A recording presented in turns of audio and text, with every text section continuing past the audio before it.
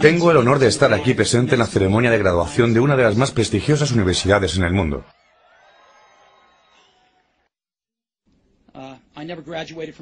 A decir verdad, esto es lo más cerca que estuve jamás de una graduación universitaria. Hoy deseo contarles 3 relatos acerca de mi vida. Eso es todo, nada del otro mundo, simplemente 3 relatos. El primer relato es acerca de unir los distintos puntos. Abandoné los estudios en Reed College después de los primeros 6 meses, pero luego permanecí como oyente por otros 18 meses aproximadamente, antes de dejarlos completamente. Así que, ¿por qué abandoné?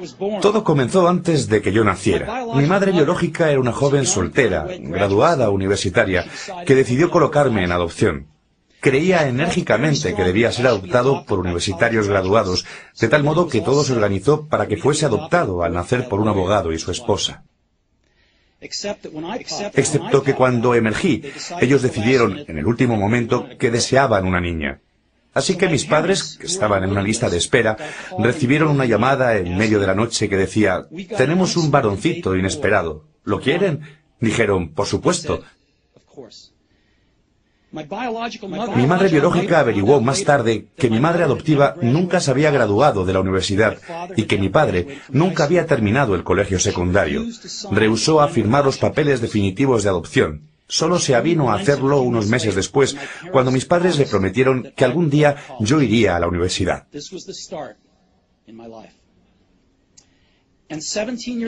Y 17 años más tarde fui a la universidad.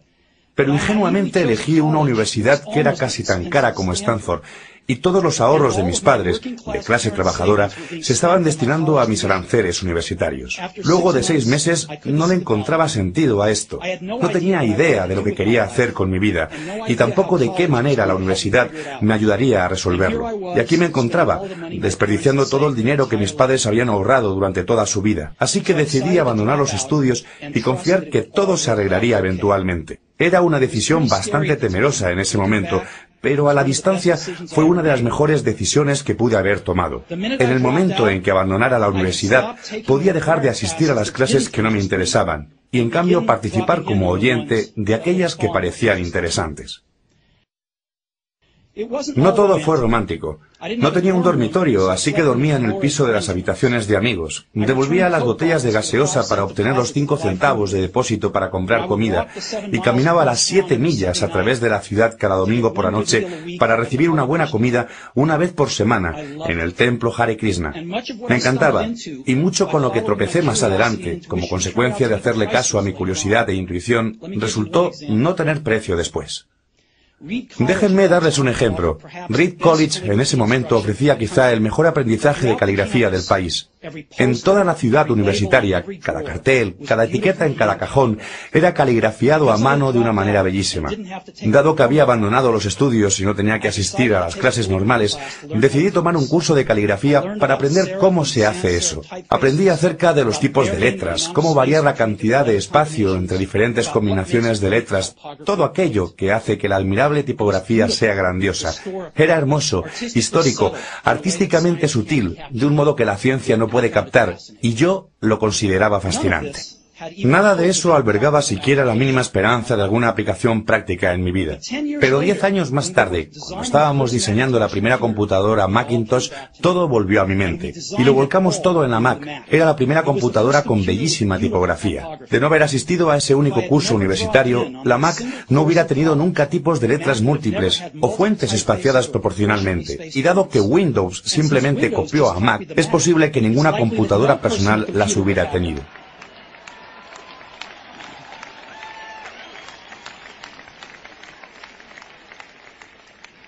De haber proseguido mis estudios universitarios, no hubiera asistido a este curso de caligrafía, y las computadoras personales no tendrían la maravillosa tipografía que tienen. Por supuesto que era imposible haber unido los diferentes puntos mirando hacia el futuro cuando estaba en la universidad. Pero fue muy claro el mirar para atrás 10 años más tarde. Nuevamente, no se pueden unir los distintos puntos mirando para adelante. Se pueden unir únicamente mirando hacia atrás. Así que deben confiar que de alguna manera los puntos se unirán en el futuro. Deben confiar algo en sus agallas, el destino, la vida, el karma, lo que sea. Este enfoque no me ha traicionado nunca e hizo toda la diferencia en mi vida.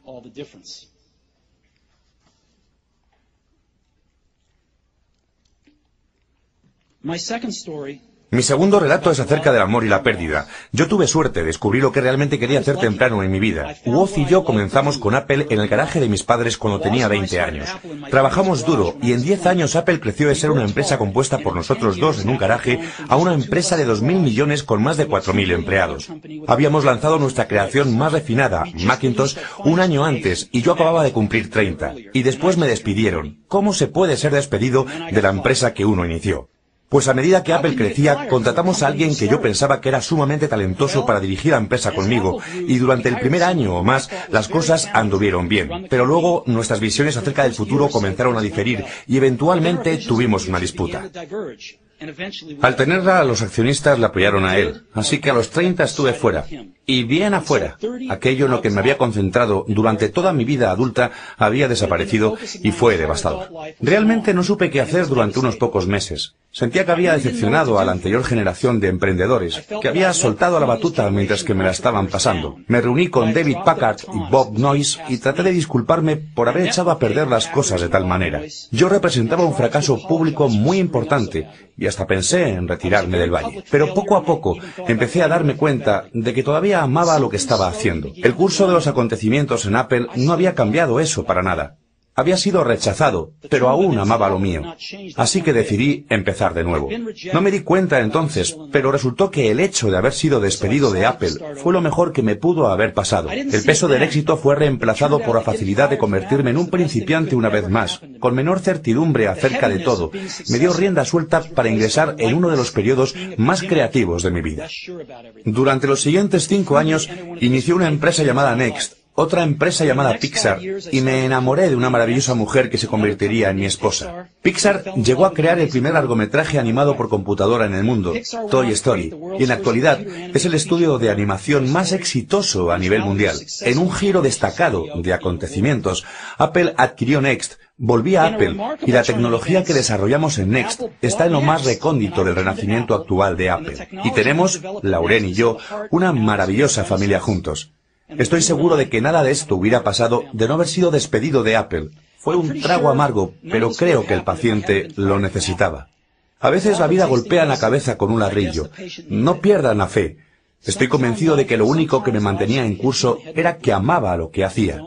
Deben encontrar lo que realmente les apasiona, y esto es tan cierto respecto del trabajo como lo es respecto del amor.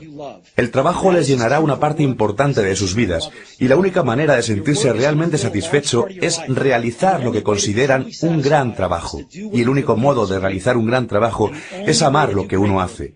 Si no lo han encontrado aún, sigan buscando. No se conformen. Así como sucede con todos los asuntos del corazón, sabrán cuando lo hayan encontrado.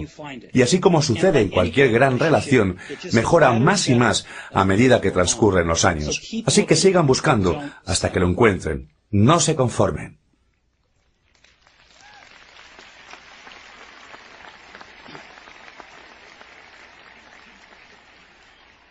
Mi tercer relato es acerca de la muerte.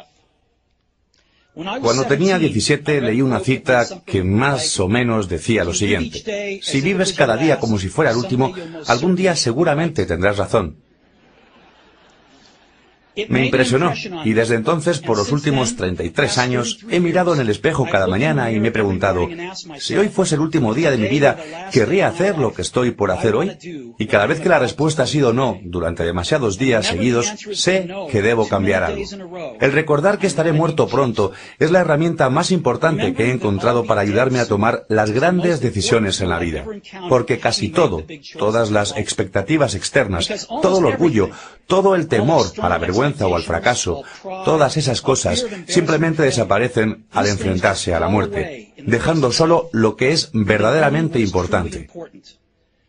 Recordar que uno va a morir es la mejor manera que conozco para evitar la trampa de pensar que hay algo por perder. Ya se está indefenso. No hay razón alguna para no seguir los consejos del corazón. Me diagnosticaron un cáncer hace un año aproximadamente. Me practicaron una tomografía computada a las 7:30 de la mañana y claramente mostraba un tumor en mi páncreas. Yo ni sabía lo que era el páncreas. Los médicos me dijeron que este era seguramente un tipo de cáncer incurable y que no llegaría a vivir más de 3 a 6 meses. Mi médico me aconsejó ir a casa y arreglar mis asuntos, que es el código médico para prepararse para morir. Quiere decir que hay que tratar de explicarles a los hijos todo aquello que pensaba que iba a tener 10 años para contarles en pocos meses. Significa asegurarse de tener todo puntualmente arreglado, de modo que sea lo más fácil posible para la familia. Significa empezar a decir adiós. Pasé el día entero con ese diagnóstico. Luego por la tarde me realizaron una biopsia en la que introdujeron un endoscopio por la garganta a través del estómago y hasta los intestinos, pusieron una aguja en mi páncreas y retiraron algunas pocas células del tumor. Estaba sedado, pero mi esposa, que estaba allí, me dijo que cuando vieron las células, bajo el microscopio, los médicos comenzaron a gritar porque resultó que era una forma muy rara de cáncer pancreático que se cura mediante cirugía. Me realizaron la cirugía y estoy bien ahora.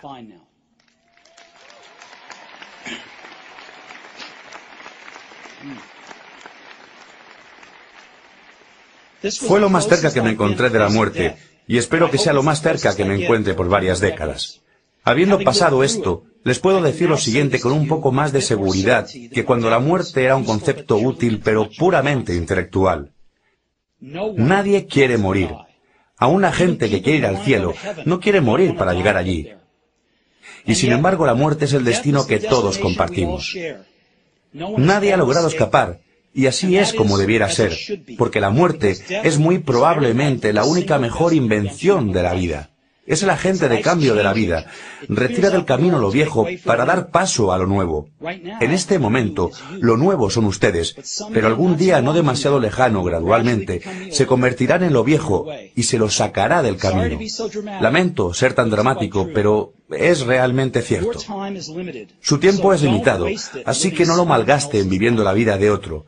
No se dejen atrapar por el dogma, que implica vivir con los resultados de las creencias de otros. No permitan que el ruido de otras opiniones ahogue vuestra voz interior. Y lo que es más importante, tengan el coraje de seguir a sus corazones e intuición. De algún modo, ellos ya saben lo que ustedes realmente quieren llegar a ser. Todo lo demás es secundario.